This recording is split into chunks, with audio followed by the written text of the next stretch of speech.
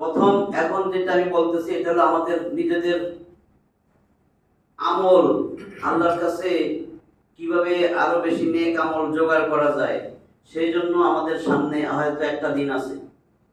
এরপরেই একেবারে বছরের শেষ যে মাস হিজরির মাসও জিলহজ মাস, জিলহজ মাসের প্রথম 10 দিন এটা আল্লাহর কাছে অত্যন্ত দামি, অত্যন্ত দামি। এই জন্য আল্লাহ শপথ করছেন। আমাদের শপথ আর আল্লাহর শপথের মধ্যে পার্থক্য আছে। আমাদের জন্য শপথ করতে হবে একমাত্র আল্লাহর নাম নিয়ে, এছাড়া বাকি ছেলের মাথায় হাত দিয়ে কয় না, ছেলের কসম, কাঠের কসম, মাটির কসম, এগুলা কিন্তু বলা যাবে না, এগুলা কোনোভাবেই বলা যাবে না। তাইলে একমাত্র আমাদের আমরা যে কসম করি এটার উদ্দেশ্য কি, যার কাছে কথা বলতেছি বা প্রেজেন্ট করতেছি সে যেন বিশ্বাস করে, কিন্তু আল্লাহর কসম সেটা না। আল্লাহ যে কসম করেন, আল্লাহ তার সৃষ্টি যে কোনো জিনিস নিয়ে কসম করতে পারেন। আল্লাহর কসম হইল ওই যে জিনিসের কসম করেছেন ওটা অত্যন্ত দামি, অত্যন্ত গুরুত্বপূর্ণ, এই জন্য আল্লাহ কসম করেন। তা আল্লাহ কোরআনে 89 নম্বর সূরা ফজর 30টা আয়াত আছে, তার মধ্যে যেটা 2 আর 3 নম্বর আয়াত, আল্লাহ সেখানে 2, 3 ছোট্ট ছোট্ট ছোট্ট আয়াত আল্লাহ সেখানে কসম করছেন ওয়ালায়ালিন আশর, শপথ, আশর, আশারাত, আশর, ওয়ালায়ালিন আশরিন মানে ওয়ালায়ালিন আশর, শপথ 10 রাত্রির। বুঝছেন তো, আল্লাহ 10 রাত্রির শপথ করছেন। ওয়াশফি ওয়াল ওয়াতর, আর শপথ এই 10 রাত্রির মধ্যে যত বেজর জিনিসপত্র আছে, জোর বেজর সবগুলা বস্তুর সব জিনিসের কসম করছেন। এই 2 আর 3 আয়াত, এই 2, 3 আয়াতের মধ্যে কি বলতেছেন আল্লাহ, ওয়ালায়ালিন আশর আর ওয়াশফি ওয়াল ওয়াতর, এই যে আপনার 10টা রাত, এই 10 রাতের কসম করছেন। বিভিন্ন সমস্ত মুফাসসির, তাফসীরে ইবনে কাসিরও আছে, অন্যান্য মুফাসসিররা বলছেন এই 10 রাত হলো জিলহজ মাসের প্রথম 10টা রাত, প্রথম 10 দিন 10 রাত, এই যে 10টা, এই 10 রাত এত মূল্যবান যে সারা বছর সবচেয়ে দামি মাস হচ্ছে রমজান মাস। আর সারা বছর 365 দিনের মধ্যে সবচেয়ে দামি এই 10টা দিন। এই 10 দিন এত দামি কেন? কোন মুফাসসির কইছেন এই 10 রাত হইলো ওই যে রমজান মাসের শেষ 10 রাত, কিন্তু সবাই বলতেছে না, প্রথমটাই এতক্ষণ যা বলছি জিলহজ মাসের প্রথম 10 এটাই সবচেয়ে বেশি খাঁটি। কেন? কারণ মানুষের যত রকমের আমল আছে, যত রকমের ইবাদত আছে, ঈমান, আমল, কামেল, কালেমা, নামাজ, রোজা, হজ, যাকাত, সব আমলের সমারোহ এই 10 দিনের মধ্যে। যেমন এই 10 দিন দেখেন, এই জিলহজ মাসের 10 দিনের মধ্যে আপনার কিন্তু ঈমান আছে, যারা ঈমানদার, ঈমান তো ঠিক রাখে, নামাজ আছে, ঈমানের পরে যেটা কালেমা আছে, নামাজ আছে। এই 10 দিনের মধ্যে রাসূল জীবনে কোনোদিন এই প্রথম কোরবানির আগ পর্যন্ত জিলহজ মাসের 1 তারিখ থেকে 9 তারিখ 9টা রোজা ছাড়েন নাই। তাহলে রোজাও আছে, দান সদকা সব আছে, এমনকি এই মাসে যাকাতও দেওয়া যায়। আপনার যে যাকাতগুলা, যাকাতও আছে এই মাসেই, একমাত্র এই মাসেই। হজ আছে, এত বড় একটা ইবাদত, হজ আছে এই মাসেই কোরবানি। তার মানে যত ইবাদত বলেন সব এই 10টা দিনের মধ্যে আছে। এই জন্য বলছে এই মাসে যত ইবাদত করবেন এই প্রথম 10 দিনে ইবাদত আল্লাহর কাছে এত পছন্দনীয়, এর মান মর্যাদা আল্লাহ অনেক বাড়ায় দিলেন। তাহলে কি করতে হবে? বলছে যাদের উপরে কোরবানি ওয়াজিব, কোরবানি দিতে হবে, এমন সম্পদের মালিক, হজ ফরজ, সে যে হজে যাবে কোরবানি করবে। আর যারা আছি আমরা কোরবানি আমাদের জন্য ওয়াজিব, তাদের কাজ হইল এই জিলহজের 1 তারিখ মানে এই জিলহজ মাসের চাঁদ দেখার আগে মাথার চুল, নখ, অবাঞ্ছিত পশম সব কেটে ফেলানো। এই 10 দিনের মধ্যে আর কাটা যাবে না, না কাটা, একটা পশমও উপরে না ফেলা, না ছিঁড়া। বুঝছেন না? যা কাটাকাটি সব এই চাঁদ দেখার আগে করে ফেলতে হবে। এই 10 দিন করা যাবে না, এই 10 দিনের আগে, 10 দিনের মধ্যে করা হবে। এই একটা আমল, এটা করতে হবে। দ্বিতীয় আমল, এই যারা 5 ওয়াক্ত নামাজ পড়ি, এই 5 ওয়াক্ত নামাজ আরো মসজিদে এসে জামাতের সাথে মা বোনরা ঘরে আউয়াল ওয়াক্তে নামাজটা সুন্দর করে পড়বে। কাজ ধুয়ে আগে নামাজ, তারপরে কাজ। নামাজকে বললো না আমার কাজ আছে, কাজকে বলো আমার নামাজের সময়। এটা আরো বাড়ানো, 5 ওয়াক্ত নামাজ যারা ঘরে পড়ি তারা যেন আরো মসজিদে এসে জামাতে আদায় করি।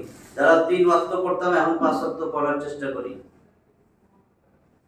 আর বেশি বেশি বেশি বেশি তাসবিহ তাহলিল করা, তাকবীর, আল্লাহু আকবার পড়া, সুবহানাল্লাহ, আলহামদুলিল্লাহ, লা ইলাহা ইল্লাল্লাহ, আল্লাহু আকবার। এটা একেবারে সঠিক, আর বাকি ভেজাল দরকার নাই। এটা আল্লাহর তরফ থেকে, রাসূলের তরফ থেকে দেওয়া হয়েছে এই জিকির। এটা খাঁটি জিকির। সুবহানাল্লাহ, আলহামদুলিল্লাহ, লা ইলাহা ইল্লাল্লাহ, আল্লাহু আকবার, আস্তাগফিরুল্লাহ, আস্তাগফিরুল্লাহ, আস্তাগফিরুল্লাহ, আস্তাগফিরুল্লাহ ওয়া আতুবু ইলাইহি। প্রত্যেকটা ফজর নামাজের ফজর নামাজের পরে আর মাগরিবের পরে, ফজর আর মাগরিবের পরে সাইয়্যিদুল ইস্তিগফার পড়া। যদি না পারি তাহলে আস্তাগফিরুল্লাহ, আস্তাগফিরুল্লাহ। কিন্তু সাইয়্যিদুল ইস্তিগফার শিখা উচিত। সাইয়্যিদুল ইস্তিগফার এত দামি, এই ফজর আর মাগরিবের পরে এটা পড়া। এই সময় এই 10টা দিন আরো বেশি ফজিলত, আরো বেশি ফজিলত। আর কি করা? খালি রাত্রে উঠে আল্লাহর কাছে তওবা করা, তওবা ইস্তিগফার, তওবা ইস্তিগফার। এই আল্লাহ এত খুশি হন, আর অন্যান্য দিন এত বেশি খুশি হন না, এত বেশি মর্যাদা সম্পন্ন না। এই 10 দিন, এই 10 দিনে আর কি করতে বলছেন? এই 10 দিনের মধ্যেই আইয়ামে তাশরিক, এটা তো জানেন। তাশরিক বলে রোদ্রে শুকানো বা সূর্যের আলোতে ছড়াইয়া দেওয়া, এখান থেকে আসছে তাশরিক আরবি শব্দ। অর্থাৎ আমরা তো এখন ফ্রিজ আছে, কোরবানির গোশত ফ্রিজে রাখেন। আগে কিন্তু গ্রামেও এরকম দেখছেন বা শহরেও তারের মধ্যে গোশত দিয়া শুকাইতো রোদ্রে, তাই না? এটার বলে তাশরিক। আরবের লোকেরা কোরবানি যে দিত, কোরবানির গোশতগুলারে এইভাবে রোদ্রে শুকাইতো, এটার বলে তাশরিক। তাহলে আইয়ামে তাশরিক 11, 12, 13 এই 3 দিন। 10 তারিখ না কোরবানি, 9 তারিখ তো আরাফায়, 10 তারিখ কোরবানি। কোরবানি দিছে গোশতগুলা 11, 12, 13 এই কোরবানির গোশতগুলা রোদ্রে শুকাইতো। এইজন্য বলে আইয়ামে তাশরিক। ইয়ম দিন, দিনের বহুবচন আইয়াম, যে 11, 12, 13 বহুবচন 3 দিন, কোরবানির দিন সহ ওই 3 দিনও কোরবানি দেওয়া যায়। তো আইয়ামে তাশরিক। আর তাকবীরে তাশরিক একটা কথা আছে। তাকবীরে তাশরিক 9 তারিখ, 9 তারিখ ঠিক ফজরের পর থেকে নিয়া, 9 তারিখ ফজরের নামাজের পর থেকে, ফজরের পর থেকে নিয়া 13 তারিখ আসর পর্যন্ত প্রত্যেক ফরজ নামাজের পরে তাকবীরে তাশরিক, আল্লাহু আকবার, আল্লাহু আকবার, লা ইলাহা ইল্লাল্লাহ, আল্লাহু আকবার, আল্লাহু আকবার, ওয়ালিল্লাহিল হামদ। এইটা একবার বলা ওয়াজিব, 2 বার 3 বারও বলা যায়। একবার পুরুষরা জোরে জোরে বলবে, আর আমার মা বোনরা আস্তে আস্তে বলবে, যেন তার কণ্ঠ অন্য কোনো পুরুষের কানে না যায়। বুঝছেন তো? সাহাবীরা এটা পাওয়ার পরে বাজারে যে এত জোরে জোরে বলতো, যাতে যার মনে নেই সেও কয়, কাজে আমরা পুরুষরা এরকম বলবো। এটা বেশি বেশি বেশি বেশি বলা, 9 তারিখ থেকে 13 তারিখ আসর পর্যন্ত, এটা যেন মনে থাকে, এইটা বলা। তারপরে একদম 1 তারিখ, জিলহজের 1 তারিখ থেকে নিয়ে 9টা রোজা যদি রাখতে পারি নফল ভালো। 10 তারিখ তো ঈদ, 10 তারিখ তো কোরবানি, ঈদুল আজহা না, তাহলে রোজা রাখতে হবে 9টা। নাইলে অন্তত আরাফার দিনের রোজা, রাসূল বলেছেন, রাসূলের হাদিস, আরাফার দিনের রোজা যদি কেউ রাখে তার বিগত 1 বছরের গুনাহ আর সামনের 1 বছরের গুনাহ পুরো মাফ। তাহলে এখন অনেকের মাথায় প্রশ্ন, আরে সৌদি আরবে তো আরাফার দিন হলো 9 তারিখ, তাই না? আরাফার দিন 9 তারিখ, তো ওই দিন যদি ওই দিন রোজা রাখি, আমি সৌদি আরবের লগে মিলে রোজা রাখবো, নবী বলতেছেন, জানাইও দিবেন, এটা নিজের মন করা হবে না। যে দেশের যেই রকম, যেই দেশে আমি আছি সেই দেশের সময় অনুযায়ী, সেই দেশের 9 জিলহজ, সেই দেশের 9 জিলহজ হবে আরাফার দিন। আমার 9 তারিখ যেটা, আমার 9 তারিখ আমার জিলহজ, আমার 9 তারিখ। এই জন্য বলছে যদি আপনি সৌদি আরবের সাথে রোজা রাখতে মন চায় তাহলে আপনি 8 আর 9 2 দিন রাখেন, তাহলে সৌদি আরবের লোকেও পড়ে গেল, বুঝছেন না?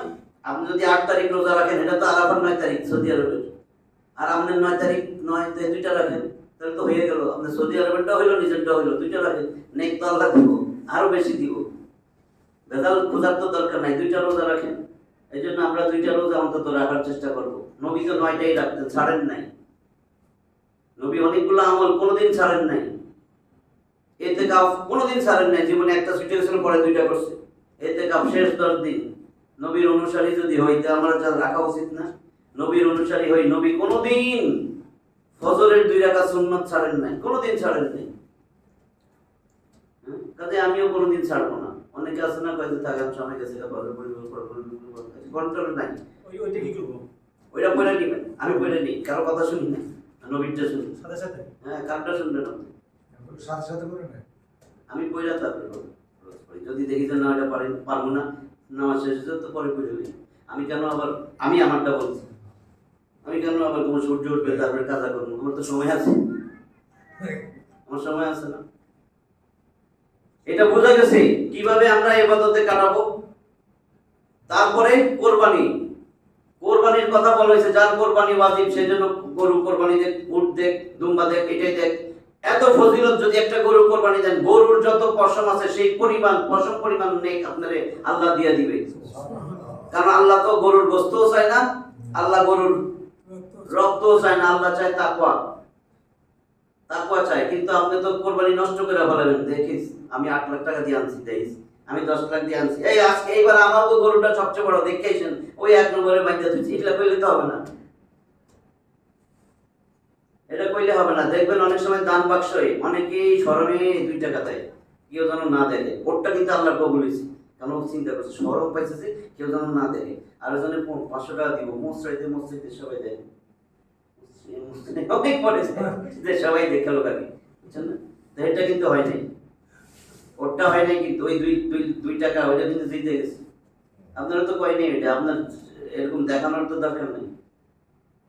আপনি গরুটা সুস্থ হইলেই হয়েছে। ওই যে কইছিল না সূরা বাকারাতে গরুটা কিরকম হইব, প্রশ্ন করতে করতে করতে করতে করতে শেষে সাথে আল্লাহ তো আপনার তাকওয়া চাইছে। আর আল্লাহ কিন্তু সূরা হজের 28 নম্বর আয়াতেই বলে দিয়েছে। সূরা হজের 28 নম্বর আয়াত, সেখানে পরিষ্কার আছে, যেটার অর্থ যে কল্যাণকর স্থান সমূহে যাও, তারা যেন কল্যাণকর স্থানে যায়। কল্যাণকর স্থান তো আরাফার মাঠ, মিনা, মুজদালিফা, তাই না? মাতাফ, কাবাগর, তাহলে এগুলো হলো কল্যাণকর স্থান, সেখানে যায়। তারা যেন তাদের